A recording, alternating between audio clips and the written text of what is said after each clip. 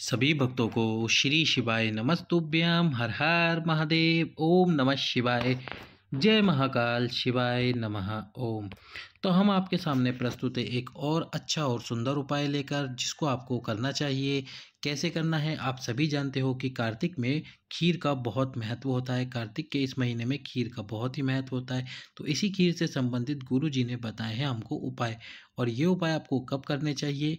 कार्तिक पूर्णिमा के दिन करनी चाहिए। यदि कार्तिक पूर्णिमा आपसे मिस हो गई तो फिर आप ये उपाय नहीं कर पाओगे। तो इसलिए इस कार्तिक की पूर्णिमा को जो आपको उपाय उचित लगे वो आप उपाय कीजिए और बाबा से प्रार्थना कीजिए। आपके ऊपर कृपा ज़रूर होगी। बस बाबा से प्रार्थना करके उपाय को पूरे दिल से करना, पूरे मन से करना। गुरु जी अपनी कथा में हमेशा कहते हैं कि यदि आपको विश्वास हो तो उपाय करना, ना हो तो मत करना। यदि किसी व्यक्ति को विश्वास नहीं है कि शायद ही ये उपाय सफल हो तो को ही करना, वरना मत करना। तो इसलिए हम आपको बता रहे हैं खीर वाला उपाय। खीर वाला उपाय आपको कैसे करना है? सबसे पहले तो इस खीर वाले उपाय का वर्णन गुरु जी ने अपनी कथा में किया था कि यदि किसी सास बहू में झगड़ा हो जाता है और बात बात पे लड़ाई होती है तो आपको क्या करना चाहिए? प्रत्येक पूर्णिमा को खीर बनानी चाहिए। खीर बनाकर इस खीर को भगवान शंकर के सम्मुख में रखिए, भगवान विष्णु के सम्मुख में रखिए, शिव जी के सम्मुख में रखकर हरिहर महादेव का स्मरण कीजिए और उनके सम्मुख में रखकर उनसे प्रार्थना करनी है कि हे शिव जी, हे शिव शंभु, इस खीर को प्रसाद बना दो ताकि हम इस खीर को ग्रहण कर सके। तो इस प्रकार से प्रार्थना करके जो खीर आपने बनाई है और शिव जी के सम्मुख में रखी किसी कटोरी या पात्र में, जब आप प्रार्थना कर ले, भगवान शंकर की पूजा कर ले और उसको प्रसाद रूप में बाबा से बनाने के लिए कह दे। इसके बाद उस कटोरी को, खीर को उस खीर के अंदर डाल देना जिस बर्तन में आपने खीर बना रखी है, ताकि उस पूरे बर्तन के खीर प्रसाद स्वरूप हो जाएगी। सभी घर के सदस्य उस खीर को खाएंगे और आपको पूरे परिवार के अंदर, पूरे घर के अंदर प्रसन्नता रहेगी, पूरा परिवार खुश रहेगा। इसी तरह गुरुजी ने उपाय बताया था कि यदि आपको वंश वृद्धि करनी हो, संतान प्राप्ति करनी हो, पुत्र प्राप्ति करनी हो, तो कार्तिक पूर्णिमा के दिन आपको सुबह या शाम जब भी आप शिव मंदिर जाएं, खीर बनाकर लेकर जाएं। खीर ज़्यादा बनाकर लेकर जाएं। ज़्यादा का मतलब है यानी खीर आप ज़्यादा बना सकते हैं, लेकिन एक कटोरी में लेकर जाए खीर, भगवान शंकर के सम्मुख में और शिव जी के सम्मुख में ले जाकर सबसे पहले उसको प्रसाद बनाने के लिए कहे। बाबा से प्रार्थना करें कि हे शिव जी, हे हरिहर महादेव, इस खीर को प्रसाद बना दीजिए। और बाबा से प्रार्थना कीजिए, तुमरुकेश्वर महादेव का स्मरण कीजिए, हरिहर महादेव का स्मरण कीजिए। शिव जी के सामने आपको खीर रख देनी है।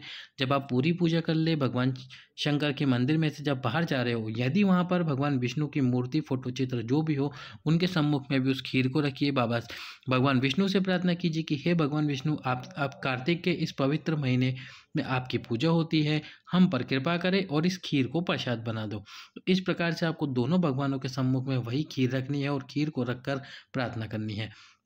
इसके बाद आपको उस खीर को लाकर आपके जो पात्र है जिसमें आपने खीर बना रखी है उसमें डाल दीजिए। फिर पति और पत्नी और पूरे परिवार को उस खीर का सेवन कराइए। पूरे परिवार को भी आप करा सकते हैं, और यदि आप वंश वृद्धि के लिए कर रहे हैं तो पति और पत्नी दोनों ही उस खीर का सेवन करें। आपको वंश वृद्धि ज़रूर होगी कार्तिक के इस पवित्र महीने में। अगला उपाय जो धन प्राप्ति के लिए गुरुजी ने बताया था, 7 पुष्प और 7 दीपक वाला उपाय।